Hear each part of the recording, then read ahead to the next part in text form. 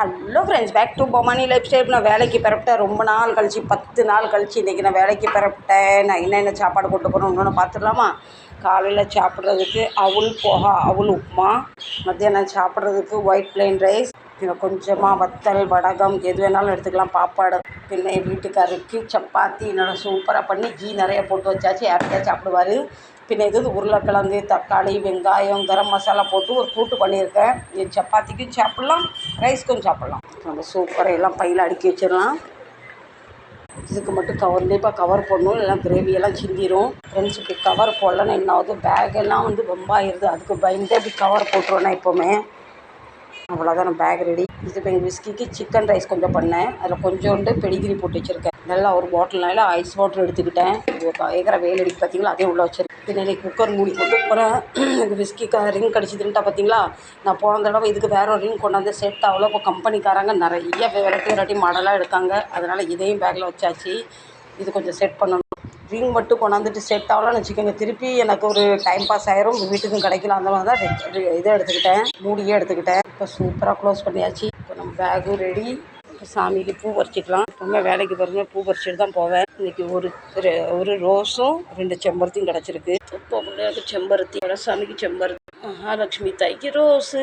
இப்போ சாமிக்கு கொஞ்சோண்டு அருகப்புள்ள பறிச்சிடலாம். பிள்ளையரப்பாக்கு நம்ம வீட்டில் சாமிக்கு ஏற்ற பொருள் எதுவும் வாங்க வேண்டாம், எல்லாம் நமக்கு கார்டன்லேயே இருக்குது. பிள்ளையரப்பாக்கு சாத்தியாச்சு. உங்கள் மனசில் எதுவும் குறை இருந்தனா 9 வாரம் அருகம்புல்லு மாலை போடுங்க, பிள்ளையரை பார்க்க நம்ம பூர்த்தி செஞ்சு தருவார். எனக்கும் பொருத்தியாச்சு. இப்போ நானும் பரப்பிட்டாச்சு. அடிக்கிற வெயிலுக்கு இந்த மூடாங்கெல்லாம் போடலாம், அவிஞ்சு போயிடுவோம். அதுக்கு முன்ன ஒரு மெயின் வேலை செய்யணும், வாங்க செய்ய. இந்த பிள்ளைங்கள்லாம் வெயிலில் கடந்து கீச்சு மூச்சுன்னு கத்துறாங்க. அவங்கள தூக்கி ஃபேனில் வச்சு டேபிளில் வச்சுட்டா ஃபேன் காற்று வாங்கிட்டு அவங்களும் ஹாப்பியாக இருப்பாங்க. ஒரு வேலைக்கு போகிறதுக்கு முன்ன என்னெல்லாம் பண்ண வேண்டியதாக இருக்குன்னு வாங்க போகலாம். போகிறதுக்கு முன்ன பர்ஸு சாவியெல்லாம் எடுத்துக்கணும், பின்ன எதுவும் மறந்துடக்கூடாது. சரி விஸ்கி, பாய் சொல்கிறேன் பார்த்தீங்களா. கதவை பூட்டெல்லாம் பெட்டை தின்னு போடுவா. கதவு பூட்டியாச்சு, அந்த கதவு பூட்டியாச்சு, பாத்ரூம் கதவு பூட்டியாச்சு, இந்த பாத்ரூம் கதவு பூட்டியாச்சு, லைட்டெல்லாம் செக் பண்ணியாச்சு. போகிறதுக்கு முன்னாடி ஃபேனெல்லாம் ஆஃப் பண்ணியாச்சு. அவ்வளோதான், என் வீடு இப்படி இருக்குது. வாங்க இப்போ பிறப்பிட்டு போகலாம். பாய் விஸ்கி, கணக்கலையா மறக்காமல் சாவி எடுத்தாச்சு. வந்துட்டு தான் முருகா. அது லாக் பண்ணியாச்சு, சேஃப்டி டோரும் லாக் பண்ணியாச்சு, சாவியே எடுத்தாச்சு, பைய மாட்டியாச்சு. ஒரு லிஃப்ட் பட்டனா அமைக்கிடலாம். இப்போ வாங்க கடைக்கு போய் மீட் பண்ணுறேன். இப்போ ட்ரெயினில் ஏறியாச்சு. இந்த ட்ரெயின் பரப்புறதுக்கு 3 நிமிஷம் இருக்குது. 12 நாள் கழிச்சு கடைக்கு வந்தாச்சு. முதல் வேலையாக குக்கர் முடியும். இதில் இப்போ நமக்கு எந்த ரிங் வேணுமோ அதை தேடி எடுக்கலாம்.